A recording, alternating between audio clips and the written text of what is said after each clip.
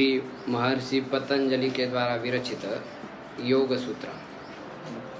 तो कल हमने देखा पतंजलि स्वयं शेष भगवान के अवतार है, वही फणाकृति में प्रकट हो गए हैं और महाभाष्य आदि ग्रंथों को बताया है, योग सूत्र को बताया है और चरक संहिता को बताया।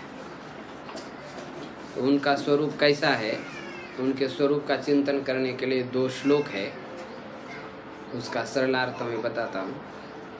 यस्त्यक्त्वा रूपमाद्यं प्रभवति जगतो निकधानुग्रहाय प्रक्षीण क्लेशराशिर्विषम विषधरो अनेकवक्त्रः सुभोगी सर्वज्ञान प्रसूतिर्भुजग परिकरः प्रीतये यस्य नित्यं देवो अहीशः स वो अव्यात्सित विमल तनुर्योगदो योगयुक्तः। महर्षि पतंजलि कैसे?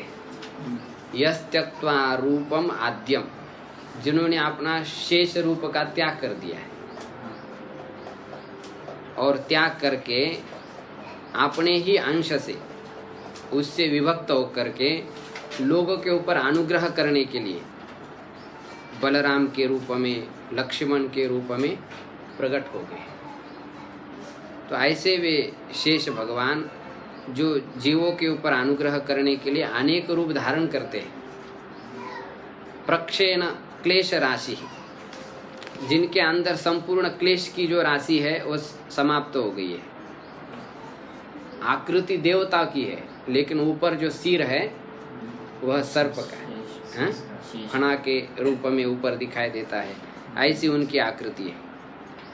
अनेक वक्त्र, अनेक मुख वाले, सुभोगी, सुंदर सर्प का शरीर धारण करने वाले। उन्हीं महर्षि पतंजलि से जितने भी यच्छयावत मानव मात्र है उनको ज्ञान प्राप्त हो जाता है। इसलिए कहा गया सर्व ज्ञान प्रसूति, सभी के लिए जिनसे ज्ञान प्राप्त होता है ऐसे वे भुजग परिकर, जिनका परिकर भुजग ही है, माने सर्प ही परिकर है। सर्प ही माने उनकी स्त्रियां है, परिवार है, ऐसे वे है। शीतल विमल तनु, उनकी जो तनु है वह शुभ्र तनु है, वह योगद है, माने योग प्रदान करने वाले हैं, योग से युक्त है। क्योंकि उनके पास योग है, जिसके पास जो चीज होती है वही व्यक्ति दे पाता है। यदि वस्तु ही नहीं हुआ हमारे पास तो उस वस्तु को नहीं दे पाएंगे ना। दुर्योधन गाली दे रहा था, भगवान ने कहा ठीक है तुम गाली ही दे दो, क्योंकि तुम्हारे पास क्या है, गाली है नहीं, और हमारे पास गाली है नहीं इसलिए हम दे नहीं पाएंगे। ददतु गालिम गालीवंतो भवंता। आप गालीवान है, आपके पास गालियां बहुत सारे, आप शब्द है इसलिए आप शब्द बोल सकते हैं, लेकिन वयमपि तदाभावात गाली दाने असमर्थ। शिशुपाल कह रहे। हाँ, तो शिशुपाल को कहा, हाँ गाली दे रहा था, तब उसने कहा कि तुम्हारे पास गाली आई है, तुम गाली दे सकते हो, हमारे पास गालियां है नहीं तो इसलिए हम आपको गाली नहीं दे सकते। जिसके पास जो चीज होती है उसी चीज को वह मनुष्य देता है। एक मनुष्य को शीतला देवी प्रसन्न हो गई, उसने कहा क्या मांगा जाए, तो उसने कहा शीतला देवी एक बढ़िया हॉर्स, घोड़ा दे दो, बढ़िया पावर का। तो देने में तो समर्थ थी वो, लेकिन उसकी इतनी तपश्चर्या नहीं थी, तो इसने कहा कि अरे तुमने गलत मांगा है, मैं स्वयं ही जो है गधे पर बैठी हूँ तो तुमको घोड़ा कैसा दे सकता। तो जिसके पास जो चीज़ है वही दे सकता है। पतंजलि महर्षि योग से युक्त है, इसलिए वो योगद है, योग देने वाले। अहीशः, सारे सर्पों के वे ईश्वर है, मालिक है। ऐसे वे हम सभी लोगों की शास्त्र के प्रतिबंधक जो पाप है उन पाप का नाश करके हमारी रक्षा करे, ऐसा इस श्लोक में प्रार्थना किया है। तो जिससे हमारी रक्षा और जिससे कुछ लेना है पहले उसका स्तवन करना चाहिए, तभी फिर उसके कुछ मांगना चाहिए, उससे कुछ स्वीकार करना चाहिए। तो ऐसा पतंजलि महर्षि का स्वरूप है। उसी स्वरूप को इस चित्र के रूप में दिखाया है। यहाँ पर जो चित्र है वो इसी श्लोक के आधार पर ही वो लिखा है, और अन्यत्र भी है फणाकृति, हाँ वो वाला रूप है, इसी श्लोक के आधार पर लिखा है। ऊपर फणा के रूप में है और नीचे मनुष्य के रूप में, ऐसी देवताकृति है महर्षि पतंजलि। हाँ उसके अंदर भी है। तो ऐसी उनकी आकृति है। ऐसा चिंतन करके अब हम योग सूत्र को आगे आरंभ करते हैं। तो जो योग सूत्र महर्षि पतंजलि ने संग्रहित किया है, तो वह योग वेद में भी है।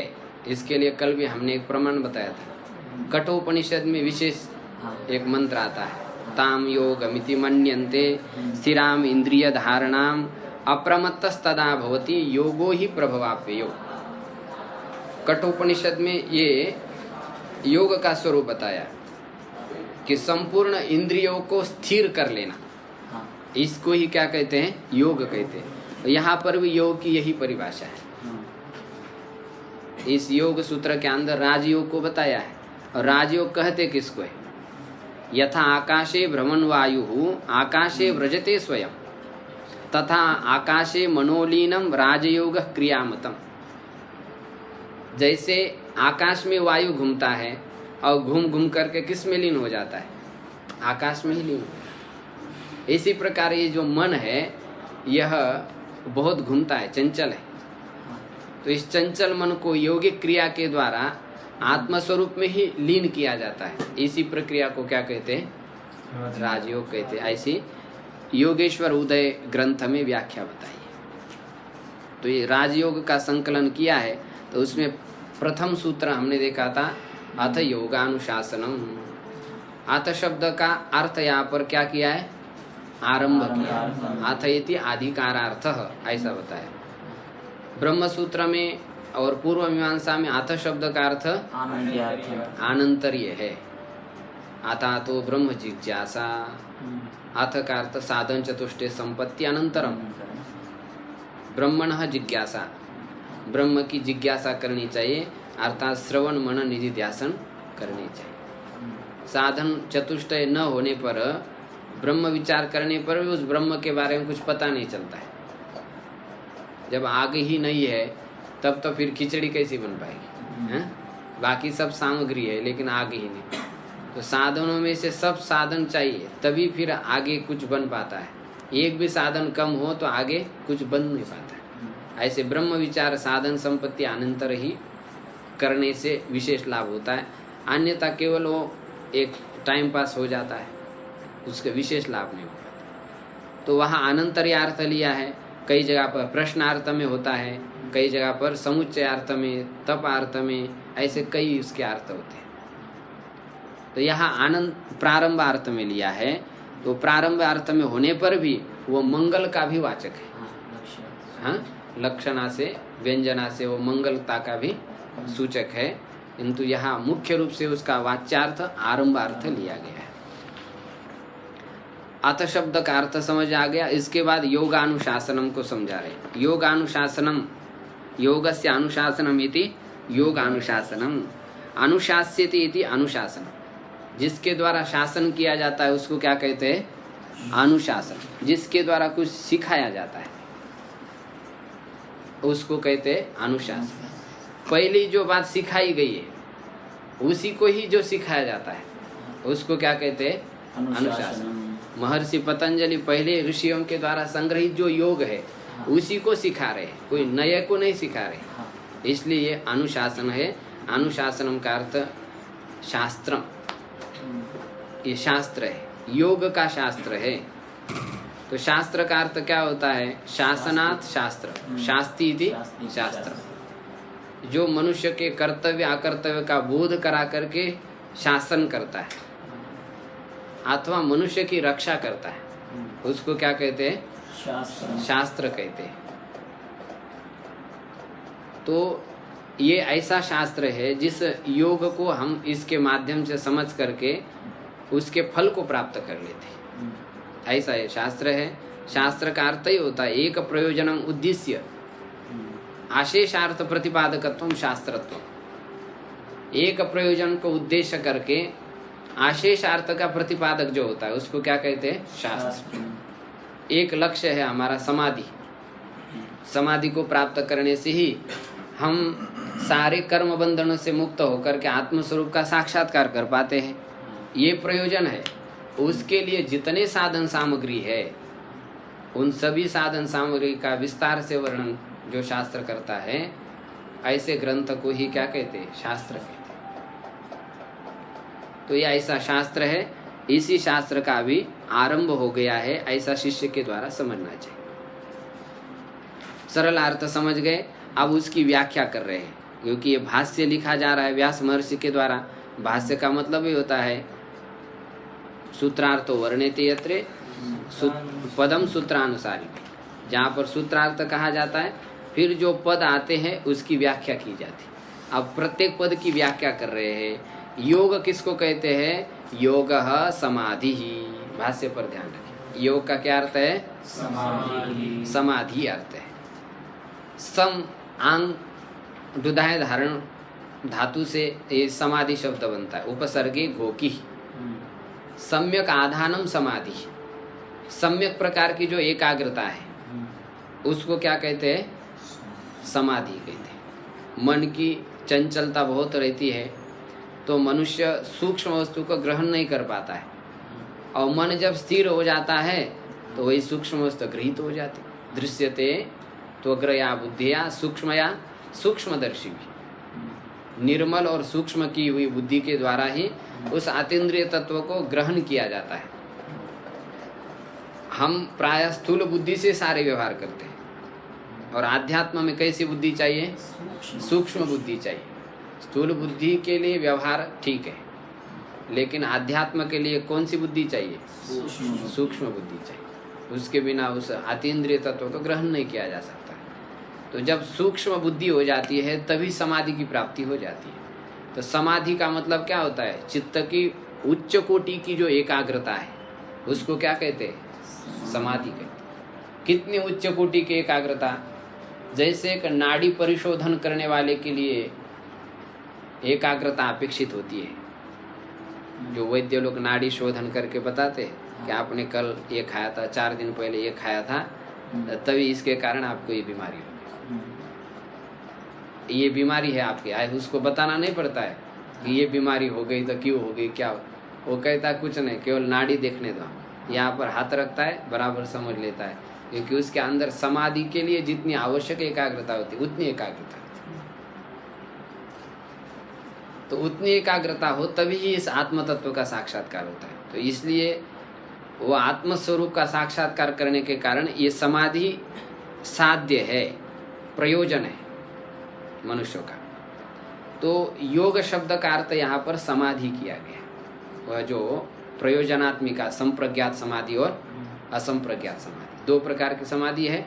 तो सब समाधियाँ लेना है। तो इस समाधि रहती कहाँ पर है, ये संशय हो रहा है। तो उस समाधि का स्थान बता रहे हैं। सच, वह जो समाधि है, च किंतु वह जो समाधि है, सार्वभौमश्चित्तस्य धर्मः, सार्वभौम सर्वेषु सर्वासु भूमिषु भवः इति सार्वभौमः।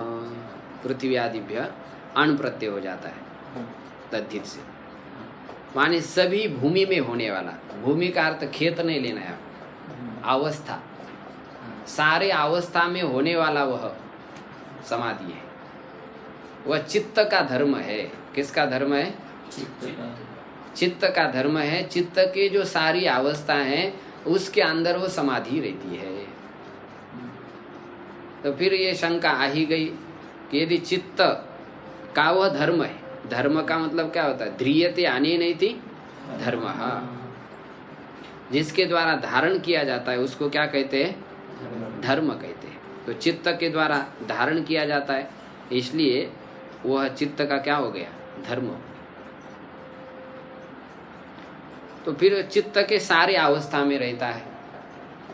तो ऐसी चित्त की कितनी अवस्था है?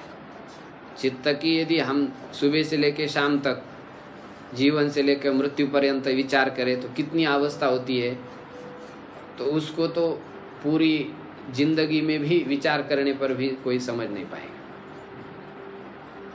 हजारों मनुष्यों की आयु खर्च करके भी चित्त की कितनी अवस्था है उसको समझ ही नहीं सकता है। अनंत चित्त की अवस्था है, बस यही अंत में कहेंगे। लेकिन तो भी अनंत यदि कहेंगे तो फिर उसको तो हम नाप तोल नहीं पाएंगे। तो ऋषियों ने उसको 5 भागों में विभक्त कर दिया। चित्त के कितनी अवस्था है? 5 अवस्था है। कौन सी अवस्था है आगे स्पष्ट कर रहे। क्षिप्तम, मूढ़म, विक्षिप्तम, एकाग्रम, निरुद्धम इति। चित्त की 5 भूमिका है। पहली भूमिका कौन सी है? क्षिप्त है। दूसरी भूमिका, तीसरी और चौथी और पंचम निरुद्ध है। ये 5 चित्त की भूमिका है और ये 5 में समाधि रहती है। हाँ, 5 अवस्थाओं का ये रहने वाला धर्म है, चित्त का धर्म है। चित्त की वृत्ति अवस्था है और उसी का में रहने वाला यह धर्म है। तो ये इति चित्त भूमयः, इस प्रकार ये चित्त की भूमिका है। अब क्षिप्त किसको कहते हैं, मूढ़ किसको कहते हैं, विक्षिप्त किसको कहते हैं, इसको आप थोड़ा सा संक्षेप से समझे। क्षिप्त उस चित्त को कहते हैं जो रजोगुण के कारण निरंतर विषयों में व्यग्र रहता है। उस चित्त को क्या कहते हैं? हाँ, वो विषयों से हटना ही नहीं चाहता है, चाहे उसके लिए अपने प्राण भी देने पड़े तो भी वहां से निकलता नहीं है। ऐसे चित्त के भूमिका को क्या कहते हैं? क्षिप्त कहते हैं।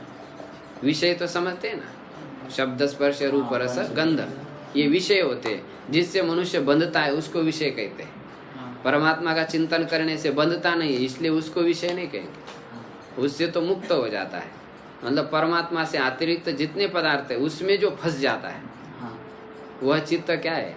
क्षिप्त। विषयों में जो फंसने वाला चित्त वो क्षिप्त है। मूढ़म, मूढ़ चित्त उसको कहते जो तमोगुण के कारण निद्रा आदि से युक्त रहता है। निद्रा, आलस्य, प्रमाद रहता है, इसलिए वो किसी कार्य को भी नहीं कर पाता है। सोचता रहता है कि करेंगे, कल करेंगे, हैं? अब कल ही कर लेंगे, आज तो समय हो ही गया है पूरा। फिर सोचता नहीं कल ही करेंगे, हैं? ऐसा कल करते करते कल हो जाती है थोड़ी सा, हैं? तो वो आरंभ नहीं कर पाता है उसका। क्यों? तमोगुण के कारण शरीर पूरा भारी, मन भारी हो जाता है, इसलिए उसको कर नहीं पाता है। आलस्य, प्रमाद आदि इसकी स्थिति आ रहती है। तो ये तमोगुण के कारण जो निद्रादि वृत्ति वाला चित्त होता है उसको क्या कहते हैं? मूढ़ अवस्था वाला कहते हैं। फिर क्षिप्त किसको कहते हैं? क्षिप्त, विक्षिप्त, जो क्षिप्त से थोड़ा विशिष्ट है। विषयों में लगता तो है लेकिन उत्कृष्ट विषयों में लगता है। ऐसे घटिया जिसमें सब लोग लगे हैं, चाहे बीड़ी पी रहे, सिगारेट पी रहे हैं, दारू पी रहे हैं, तो ऐसा नहीं लगेगा। लेकिन अच्छे विषय जो शास्त्र में कहे हैं ऐसे विषयों में लगता है, थोड़ा उत्कृष्ट है। ये सत्वगुण इसमें थोड़ा बढ़ा रहता है, इसलिए सत्वगुण के कारण थोड़ा सा एकाग्र हो जाता है और एकाग्र हो जाने से फिर स्थिर होता है। किंतु रजो मात्रा बीच बीच में आ जाती है, इसलिए वो अन्य विषयों में लग जाता है। एक विषय में स्थिर नहीं हो पाता, ये चंचल होता है बहुत। इसमें थोड़ा लग गया, उसमें थोड़ा लग गया, उसमें थोड़ा लग गया, बस लगता ही रहता हो, एक जगह पर स्थिर नहीं होता है। ऐसे चित्त की भूमिका को विक्षिप्त कहते हैं। ये सब व्याख्या नीचे वार्तिकम में दिया है। ये 3 अवस्था बताई। अब एकाग्र किसको कहते हैं? जिसमें केवल सत्वगुण की वृत्ति है, सत्वगुण बढ़ा हुआ है, तब ऐसी स्थिति में जब चित्त की वृत्तियां होती है उसको कहते हैं एकाग्र। जिसमें मन एक ही विषय को विषय करता है, ऐसे चित्त की भूमिका को एकाग्र कहते हैं। और निरुद्ध मने जिसमें सकल चित्त वृत्तियों का लय हो गया है, ऐसे चित्त की अवस्था को निरुद्धम कहते हैं। तो अब ये इन तीनों अवस्था में समाधि, 5 अवस्था में समाधि तो रहती है, लेकिन सभी समाधि को योग नहीं कहते। योग को समाधि कहते हैं, लेकिन सभी समाधि को योग नहीं कहते। सभी मनुष्य को जीव कहते हैं, लेकिन सभी जीव को मनुष्य नहीं कहते हैं। समाधि व्यापक धर्म है और योग जो है वह व्याप्य धर्म। मूढ़, क्षिप्त और विक्षिप्त में जो समाधि है वह समाधि यहाँ पर योग के अंतर्गत नहीं मानी जाती। वहाँ पर भी समाधि लग जाती है, लेकिन वह समाधि जगत विषयक होती है, विषय के बारे में समाधि होती है, इसलिए वह समाधि योग के अंतर्गत नहीं है। जो एकाग्र अवस्था में और निरुद्ध अवस्था में समाधि है उसी को ही क्या कहते हैं? योग कहते हैं। तो एकाग्र अवस्था में सविकल्पक समाधि होती है और निरुद्ध अवस्था में निर्विकल्पक समाधि होती है। तो अभिप्राय इस समय हम जो जी रहे हैं क्षिप्त, विक्षिप्त और मूढ़ में ही ज्यादातर जीते। एकाग्र और निरुद्ध में यदि गए तो थोड़े हमारे भूमिका बढ़ गई, उच्च स्थिति के हम साधक हो गए, ऐसा समझा जाए। तो एकाग्र अवस्था का वर्णन आगे आएगा विशेष रूप से कि उस स्थिति में किस प्रकार चित्त अपने ध्येय को विषय करता है और उस समय क्या स्थिति होती है, क्या क्या उसके लाभ हो जाते हैं, वो सब अभी इसमें बताएंगे। तो अब इन पांचों अवस्था में समाधि होने पर भी केवल दो अवस्था की जो समाधि उसी को योग कहते हैं। क्षिप्त, विक्षिप्त और मूढ़ में जो समाधि है माने चित्त की एकाग्रता है उसको योग नहीं कहते। वो तो विषयों के कारण, जैसा बगुला है बहुत शांत है, देखता है जैसे आगे झपट मार देता है। ऐसे किसी विषयों में आसक्त होकर के कोई मनुष्य स्थिर होता है, जैसे जयद्रथ महाभारत में उदाहरण दिया जाता है। द्रौपदी का हरण किया जबरदस्ती से, पांडवों को पता चला तो ऐसा पकड़ करके रपट मार दिया, पूरा मुंडन कर दिया। बोले इसका शिरच्छेद करना चाहिए। धर्मराज ने कहा अरे इतना कौन सा गलती किया उसने? अरे आपको थोड़ी गलती लगती है, द्रौपदी के जो है शरीर में हाथ डाला इसने। नहीं बोले इसको मुंडन कर दो, बस इतना कर देने से इसका मृत्यु हो जाएगा। तो ऐसी 5 चोटियां लगा दी, थोड़ा निकाल करके अब भगा दिया, लात मार के जाओ। अब उसको लगा ये तो बड़ा ही अपराध हो, अब इन्होंने मेरे प्रति अन्याय किया, मेरे को छोड़ दिया, अभी प्रतिशोध लिए बिना रहूँगा नहीं। ये सोच करके बस गया जंगल में तपश्चर्या करने लगा, ब्रह्मा जी की तपश्चर्या सुनकर। अब वो भी एकाग्र तो हो गया है, लेकिन वो जो एकाग्र भूमिका है वो कैसी है? विक्षिप्त है। कैसी भूमिका है वो? विक्षिप्त। हाँ, वो जो एक समाधि के लिए जो आवश्यक एकाग्र और निरुद्ध वो भूमिका वो नहीं। तो थोड़ी देर विषयों के लिए एकाग्र होने वाली जो चित्त भूमिका होती है वह समाधि के योग्य नहीं है, क्योंकि उसमें समाधि खंडित होती है। अब विक्षिप्त में थोड़ी सी समाधि तो है, क्षिप्त और मूढ़ में तो बिल्कुल है ही नहीं। वो तो इधर का कोई अधिकारी नहीं, तीनों को हटा दिया पतंजलि महर्षि। क्षिप्त, मूढ़ और विक्षिप्त ये तीनों भी हमारे योग शास्त्र के अधिकारी नहीं है। जो समाधि होती है वो किस में होती है? एकाग्र और निरुद्ध में। तो इसलिए सीधा आप विक्षिप्त का विचार कर रहे हैं, मूढ़ और क्षिप्त को विचार ही नहीं किया कि वो कोई विचार करने का कोई मतलब नहीं हो, तो संसार में भटकने वाले जीव है सब, इधर कोई आते ही नहीं हो। और थोड़ा विक्षिप्त वाला आ तो जाता है, ये सोचता है चलो थोड़ा सा योग सूत्र पढ़ेंगे तो और कुछ करेंगे, हैं? कोई तो आ ही जाते लेकिन योग सूत्र समझ ही नहीं पाते हैं, बैठे हैं। जो आकर के समझ रहे, पूर्ण रूप से ग्रहण कर रहे, तो वो थोड़ा अग्रसर हो रहे, आगे विक्षिप्त के ऊपर उठ रहे, एकाग्र भूमिका की ओर जा रहे। तो अब क्षिप्त और मूढ़ को छोड़ करके सीधा विक्षिप्त की ओर महर्षि संकेत कर रहे व्यास महर्षि। तत्र विक्षिप्ते चेतसी विक्षेप उपसर्जनी भूतः समाधिर्न योग पक्षे वर्तते। अब उन पांचों में जो विक्षिप्त है उस चित्त की भूमिका में विक्षेप उपसर्जनी भूतः, विक्षेप के कारण खंडित होने वाली समाधि है। उपसर्जन माने गौण है, वो समाधि तो लग जाती है थोड़ी देर के लिए, तुरंत दूसरे विषय में चित्त चला जाता। तो विक्षेप उपसर्जन, विक्षेप जिसमें गौण है, विक्षेप के कारण खंडित होने वाली वह विक्षिप्त चित्त में जो समाधि है न योग पक्षे वर्तते, वो योग के पक्ष में है ही नहीं।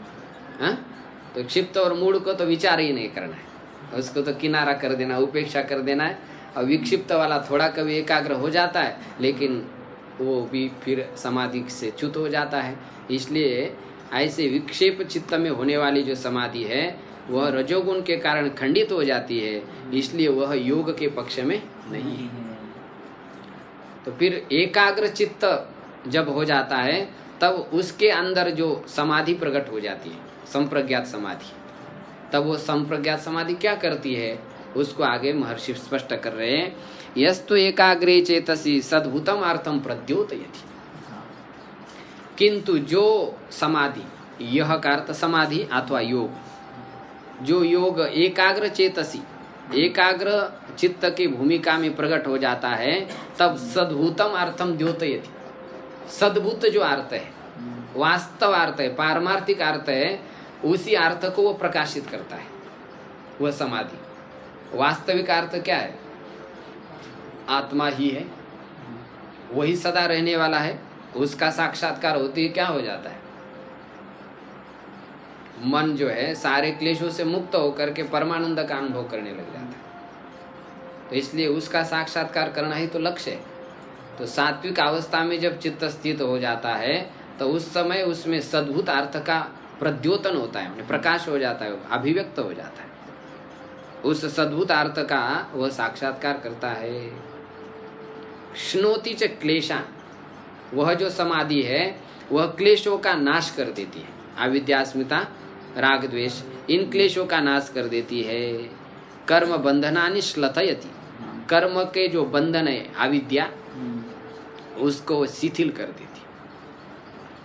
क्लेश मूलक कर्म होते हैं ना, तो उन क्लेश मूलक कर्म का वह नाश कर देती।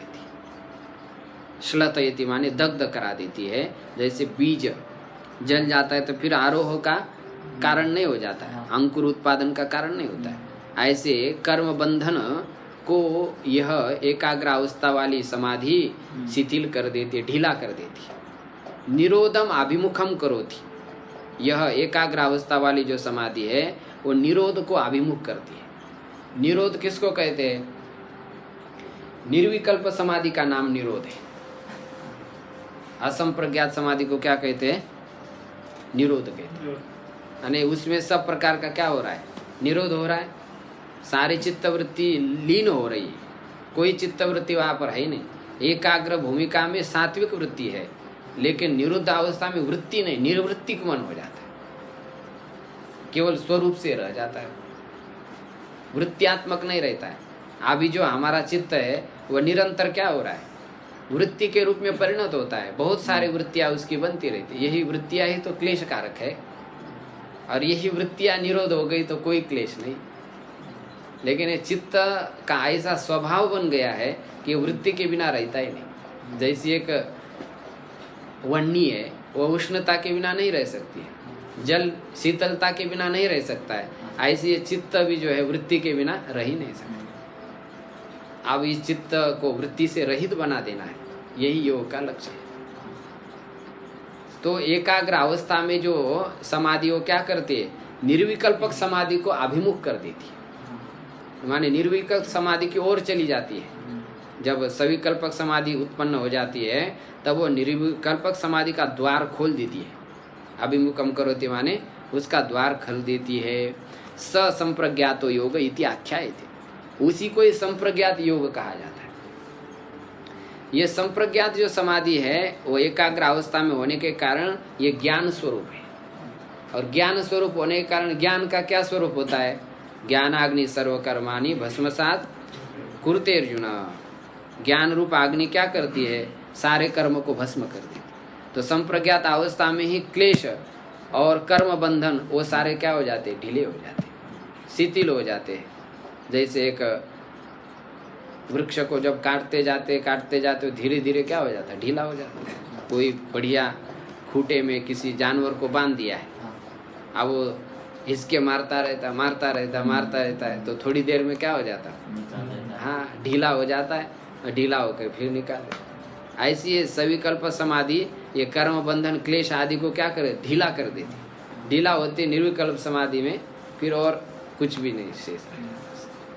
फिर क्या हो जाता है आगे बताएंगे। जब ये सारी चित्त वृत्तियां जब शांत हो जाती है तब ये जीवात्मा अपने स्वरूप में प्रतिष्ठित हो जाता है। तो जिस समाधि के बाद जीवात्मा स्वरूप में प्रतिष्ठित हो जाता है वही समाधि मानी जाएगी। क्षिप्त विक्षिप्त और मूढ़ अवस्था में जो समाधि है उसके बाद स्वरूप में प्रतिष्ठित होता ही नहीं, वो तो संसार में ही बना रहता है, विषयों में उसका मन घूमता रहता है, इसलिए उसको समाधि नहीं कहते। किंतु सविकल्पक समाधि एकाग्र अवस्था में जब प्रकट हो जाती है तब वो स्वरूपों में प्रतिष्ठित हो जाता है। सुषुप्ति में होता स्वरूप में ही होता है, लेकिन वो उसमें आवृत रहता है। समाधि और सुषुप्ति में ही अंतर है, वह अज्ञान आवरण से युक्त नहीं रहता है समाधि अवस्था में, और सुषुप्ति अवस्था में वह स्वरूप से एक तो हो जाता है लेकिन वह आवृत रहता है, उसके ऊपर आवरण रहता है अज्ञान का। फिर उठता है तो फिर वैसे के वैसे व्यवहार करने लगता है। हाँ, तो यही उसमें आवरण है और इसमें आवरण नहीं है समाधि अवस्था में। ये सुषुप्ति वो बहुत नजदीक है बिल्कुल, सुषुप्ति अवस्था और समाधि अवस्था, उसमें भी वैसे ही आनंद की अभिव्यक्ति होती है, सुषुप्ति में वैसे ही, लेकिन पूर्ण रूप से वैसे नहीं माने जाते, उसमें एक आवरण रह जाता है सुषुप्ति।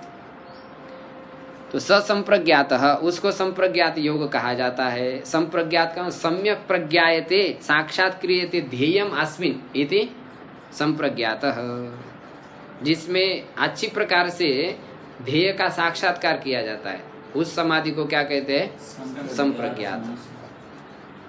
और जिसमें कोई ज्ञात ही नहीं होता है, सारी वृत्तियां निरुद्ध हो गई है, कोई वृत्ति ही नहीं रही है, उसमें ज्ञान नहीं हो रहा है, इसलिए निर्विकल्प समाधि को क्या कहते हैं? असंप्रज्ञात। हाँ, ये संप्रज्ञात और असंप्रज्ञात ये दो है योग।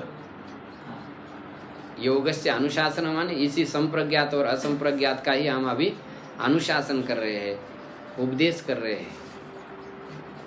सच, और वह जो संप्रज्ञात है वितर्कानुगतः, विचारानुगतः, आनंदानुगतः, अस्मितानुगतः इति उपरिष्टात् प्रवेदयिष्यामः। और वह संप्रज्ञात समाधि विचारानुगत है, स्थूल विषय को विषय करने वाला है।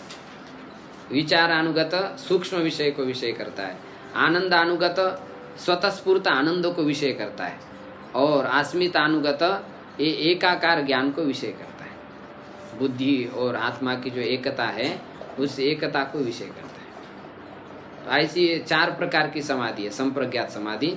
आगे हम 17वें सूत्र में कहेंगे। वितर्क विचार अनुगत अस्मिता अनुगमात संप्रज्ञात, ऐसा 17वां सूत्र है। उस सूत्र में इस संप्रज्ञात समाधि के 4 भेद बताए जाएंगे। सर्ववृत्ति निरोध हेतु असंप्रज्ञात समाधि, सभी वृत्तियों का जब निरोध हो जाता है तब कौन सी समाधि हो जाती है? असंप्रज्ञात समाधि। संप्रज्ञात समाधि में एक सात्विक वृत्ति रहती है, उसी सात्विक वृत्ति से ही जो है आत्म तत्व का साक्षात्कार हो जाता है, और सारे कर्म बंधन क्या हो जाते हैं? नष्ट हो जाते हैं। ज्ञान स्वरूप है, ये ध्यान रखें।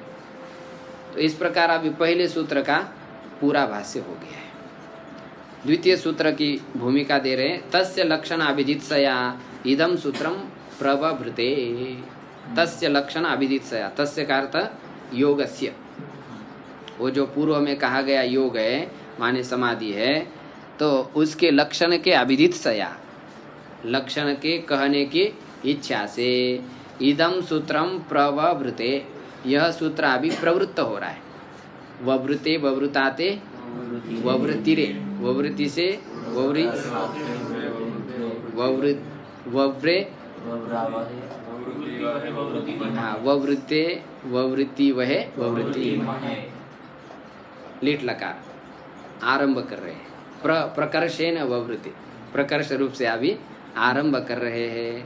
तो उसके लक्षण को कहने की इच्छा से, जो अभी समाधि बताइए, योग बताइए, वो तो केवल वहां पर प्रतिज्ञा किए कि हम अभी योग का आरंभ कर रहे हैं, किंतु वो योग माने समाधि क्या है, तो उस समाधि का आप लक्षण कर रहे हैं। द्वितीय सूत्र में योगश्चित्त वृत्ति निरोधः, योगश्चित्त वृत्ति निरोधः, योगश्चित्तवृत्तिनिरोधः योगश्चित्तवृत्तिनिरोधः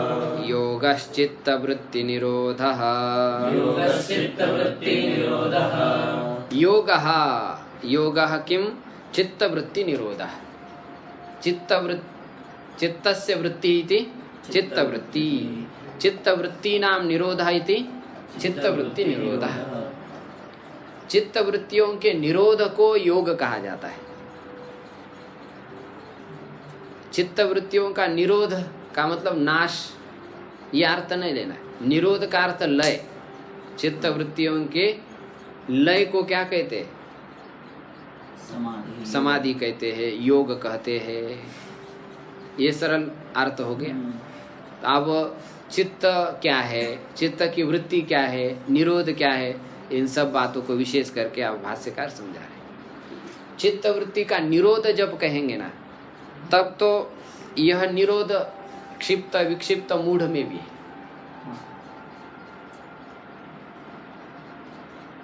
और पूर्ण रूप से निरोध ले लेंगे तो ऐसा पूर्ण रूप से निरोध किस में है? केवल निर्विकल्प समाधि में। और सामान्य रूप से यदि निरोध ले लेंगे तो ये लक्षण किस में जाएगा? क्षिप्त विक्षिप्त मूढ़ में भी जाए। जिस समय क्षिप्त अवस्था उस समय विक्षिप्त नहीं, तो विक्षिप्त में क्षिप्त को रोक दिया। जिस समय विक्षिप्त है उस समय मूढ़ नहीं है, तो विक्षिप्त में क्या कर दिया? मूढ़ को रोक दिया।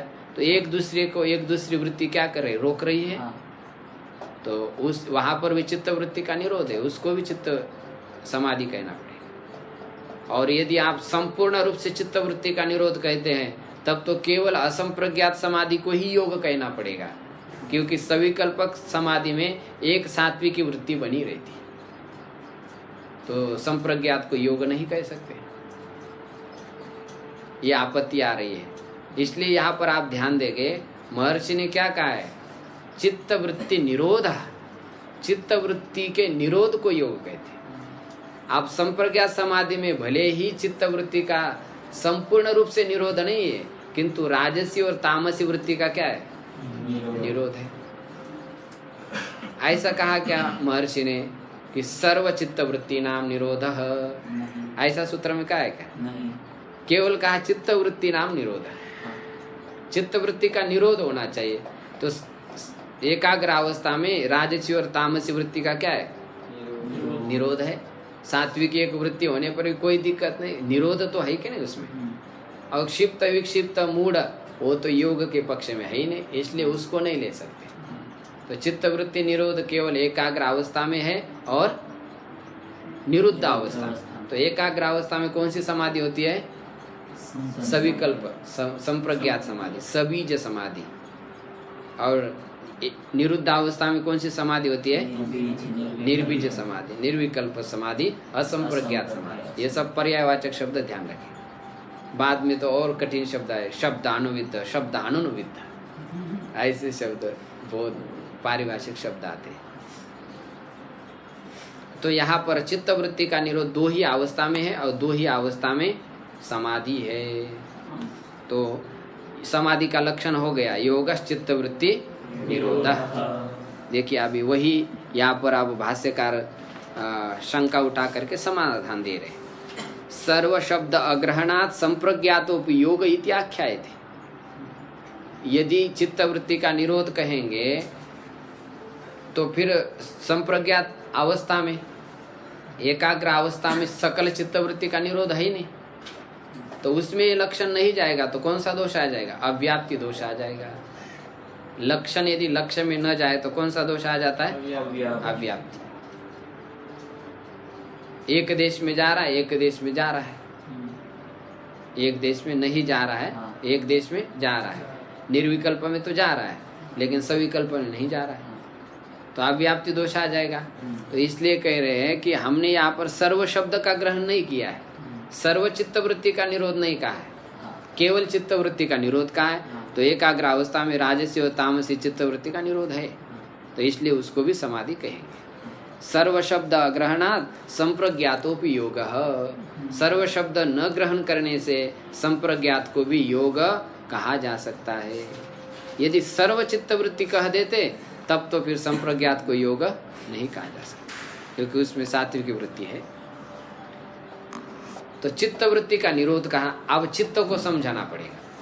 ये जो क्षिप्त विक्षिप्त मूड है इसको भी समझना पड़ेगा कि उस समय चित्त क्या मांगता है, उसका क्या विषय होता है, एकाग्र अवस्था में उसका क्या विषय होता है और निरुद्ध अवस्था में उसका क्या विषय होता है, उसको अभी आगे समझा रहे हैं। चित्तम ही प्रख्या प्रवृत्ति स्थितिशीलत्वा त्रिगुणम। चित्तम ही का अर्थ निश्चित ही। चित्त प्रख्या प्रवृत्ति स्थितिशील है। प्रख्या का अर्थ ज्ञान स्वरूप है। प्रवृत्ति माने चलने के स्वभाव वाला है, प्रवृत्ति के स्वभाव वाला है। और स्थिति माने निवृत्ति के स्वभाव वाला, ठप रहता है बस। सांख्य शास्त्र के अनुसार कोई भी वस्तु क्या होती है, त्रिगुणात्मक होती है, सत्व रजस तमस। तो चित्त भी त्रिगुणात्मक है, सत्व रजस त्रिगुणात्मक है। तो जब सत्व गुण होता है तो प्रख्या स्वरूप होता है, और रजोगुण होता है तो प्रवृत्ति स्वरूप होता है, और तमोगुण होता है तो स्थितिशील। शील का अर्थ स्वभाव। तो ज्ञान स्वभाव वाला है, प्रवृत्ति स्वभाव वाला है और स्थिति स्वभाव वाला है, ऐसा वो चित्त है। तो चित्त किसको कहते हैं? चित्त और अंतकरण कोई अलग है क्या? आप कहेंगे, प्रश्न भी पूछेंगे श्रोता लोग। तो एक ही है, चित्त भी एक ही है और अंतकरण भी एक है। वह अंतकरण कैसा पैदा होता है? अपंचीकृत पंच महाभूतों से उत्पन्न होता है, सात्विक अंश से उत्पन्न होता है, इसलिए सत्व गुण की उसमें अधिकता है, इसलिए उसको क्या कहते हैं? चित्त सत्व कहते हैं। आगे शब्द कहेंगे चित्त के लिए। सत्व गुण के उसमें ज्यादा प्रधानता है, इसलिए उसको चित्त सत्व कहते हैं। वही चित्त जब वृत्ति के रूप में परिणत हो जाता है, एक चित्त वस्तु है, वह वृत्ति के रूप में, उसकी वृत्तियां बहुत सारी अनंत बनती है। तो उसी अंतःकरण को जब वृत्ति के रूप में आ गया, वृत्ति किसको कहते हैं? वर्तते अनया इति वृत्ति, जिससे चित्त विशिष्ट अवस्था में रहता है, उसको क्या कहते हैं? वृत्ति कहते हैं। अलग अलग स्थितियों में रहता है, उसको कहते हैं वृत्ति। जिस परिणाम से चित्त अलग अलग स्थितियों में रहता है, उसको क्या कहते हैं? वृत्ति कहते हैं। अंतःकरण के परिणाम को वृत्ति कहा है। वृत्ति किसको कहते हैं? परिणाम को वृत्ति कहते हैं। अंतःकरण के जो परिणाम हो रहे हैं ना, कभी सुखाकार, दुखाकार, घटाकार, पटाकार, मठाकार, ये जो वृत्तियां है अंतःकरण की, विविध विषयों के आकार की, तो इसी को वृत्ति कहते हैं। तो वृत्तियां 4 रूपों में विभाजित की है: मन, बुद्धि, चित्त और अहंकार। ये 4 रूप में कही है। तो कभी चिंतन करने लगा चित्त कहा गया, मनन करने लगा तो मन कहा गया, और निश्चय करने लगा तो बुद्धि कहेंगे, अहम अहम करने लगा तो अहंकार कहा। तो एक ही चित्त है, लेकिन वृत्ति के व्यापार के कारण, वृत्ति के स्थिति के कारण वह अलग अलग रूप में कहा गया। तो 4 रूप में उसको विभाजित किया है। तो है तो सत्वगुण की प्रधानता वाला है, इसलिए उसमें प्रकाश रहता है। हम ज्यादा चीजें किससे जानते हैं? हाथ से जानते हैं, मन से जानते हैं? मन से ज्यादा जानते। वाणी से भी इतना नहीं जानते जितना मन से जान पाते। सोए तो बस सोते सोते समझे, हाँ उधर से इधर से कुछ आ रहा है, तो मन से समझते हैं ना। तो क्योंकि उसमें सत्वगुण की प्रधानता है, उतना अन्य इंद्रिय से नहीं समझते। तो वह जो चित्त है प्रकाश स्वरूप, प्रवृत्ति स्वरूप और स्थिति स्वरूप है। त्रिगुणम, 3 गुण वाला है वो। कितने गुण वाला है? 3 गुण वाला। जब वो प्रख्या स्वरूप होता है, माने ज्ञान स्वरूप होता है, तब वह चित्त सत्वम रजस्तमोभ्याम संसृष्टम ऐश्वर्य विषय प्रियम भवति। जब वह प्रख्या स्वरूप माने ज्ञान स्वरूप होता है, सत्वगुण की प्रधानता वाला होता है, तब वह रजस्तमोभ्याम संसृष्टम, रज और तमोगुण से जब वो संबद्ध होता है, तब उसको क्या अच्छा लगने लगता है?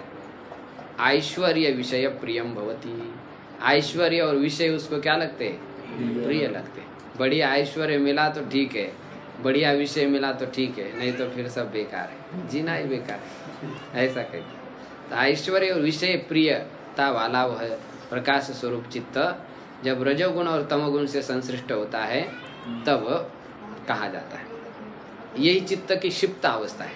क्षिप्त अवस्था में क्या प्रिय लगता है? ऐश्वर्य और विषय ही प्रिय लगते हैं। ये क्षिप्त अवस्था हो गई। अब आगे मूढ़ और क्षिप्त बता रहे। तदेव चित्तम, वही जो सत्वगुण चित्त है, तमसा अनुविद्धम, तमोगुण से जब युक्त होता है तब अधर्म, अज्ञान, अवैराग्य, अनैश्वर्य उपगम भवति।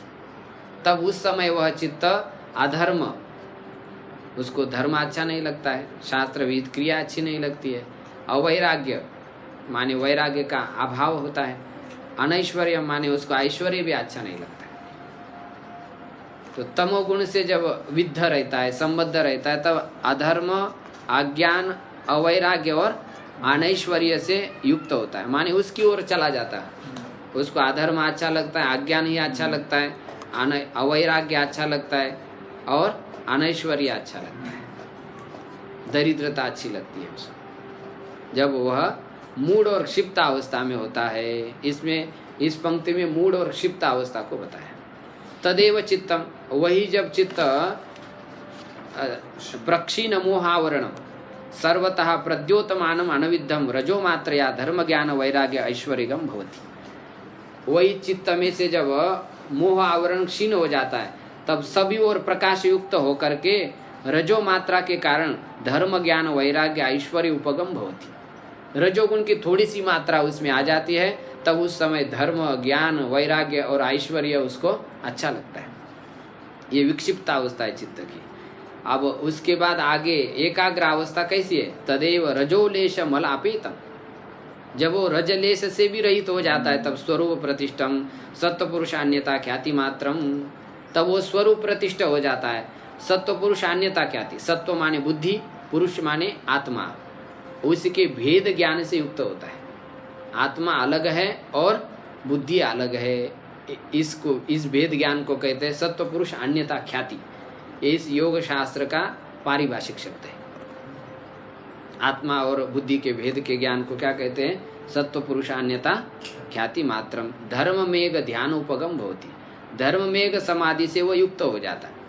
धर्म मेघ समाधि वही अभी जो बताई हमने सविकल्प समाधि, वही जो जिसमें सद्भुत अर्थ का प्रकाश होता है, क्लेश और अविद्यादि का नाश होता है, वह धर्म मेघ उसको कहा जाता है। धर्म मेहतीति धर्म मेघ, जिसमें धर्म का वर्षा होता है, ऐसी वह धर्म मेघ संप्रज्ञात समाधि को प्राप्त होता है।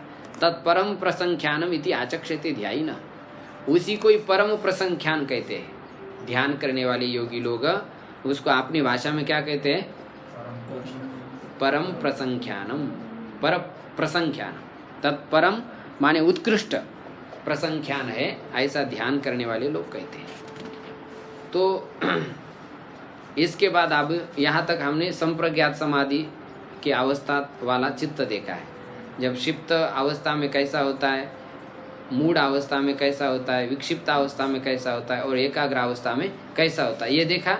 अब निरुद्ध अवस्था में कैसा होता है, तो इसका विचार हम कल के कक्षा में करेंगे। ओम पूर्णमदः पूर्णमिदं पूर्णात् पूर्णमुदच्यते पूर्णस्य पूर्णमादाय पूर्णमेवावशिष्यते। ओम शांति शांति शांति।